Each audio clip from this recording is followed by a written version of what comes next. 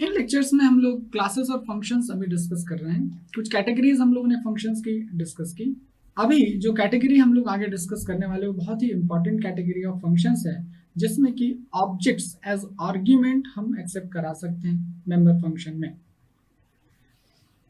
इस कैटेगरी में जो भी हम फंक्शन देखेंगे उसमें जो भी ऑब्जेक्ट्स होंगे क्लासेस के, उनको हम एज अ आर्ग्यूमेंट एक्सेप्ट करवा सकते हैं। ये कैसे संभव हुआ वो पहले हम थोड़ा सा डिस्कशन करते हैं, उसके बाद फिर हम इसकी सब कैटेगरीज के बारे में बात करेंगे। जैसे कि हमें पता है, जब भी हम लोग क्लास डिफाइन करते हैं, क्लास डिफाइन करने के बाद हम एक user defined data type create करते हैं,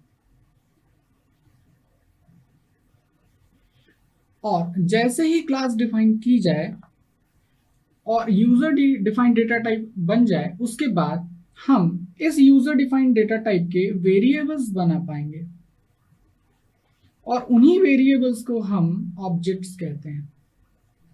मींस जो ऑब्जेक्ट्स होते हैं वो एक तरीके के वेरिएबल ही हैं, लेकिन उनके जो डेटा टाइप है वो प्रिमिटिव ना होके यूजर डिफाइंड डेटा टाइप होते हैं, जो कि हम क्लासेस की मदद से बनाते हैं। तो फिर जब हमने एक यूजर डिफाइंड डेटा टाइप बना लिया, तो अब हम उसके वेरिएबल्स क्रिएट कर सकते हैं, और जैसे वेरिएबल्स को हम फंक्शंस में एज अ आर्ग्यूमेंट पास कर सकते हैं, तो फिर इन ऑब्जेक्ट्स को, जो कि एक्चुअली वेरिएबल्स ही है, इनको भी एज अ आर्ग्यूमेंट हम फंक्शन में पास कर पाएंगे।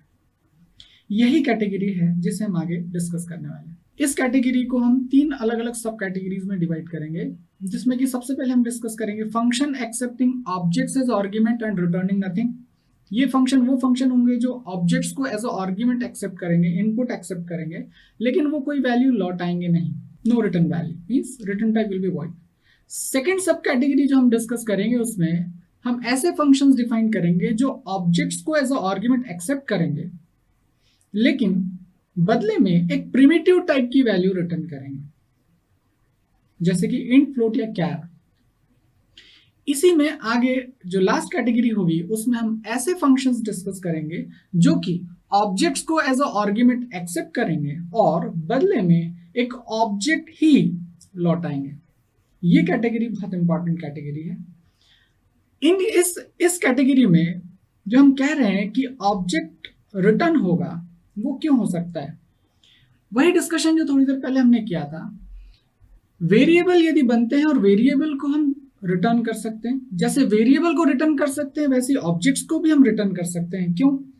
क्योंकि वेरिएबल प्रिमिटिव टाइप के होंगे और जो ऑब्जेक्ट्स होंगे वो यूजर डिफाइंड डेटा टाइप के होंगे। अल्टीमेटली है तो वो वेरिएबल्स ही।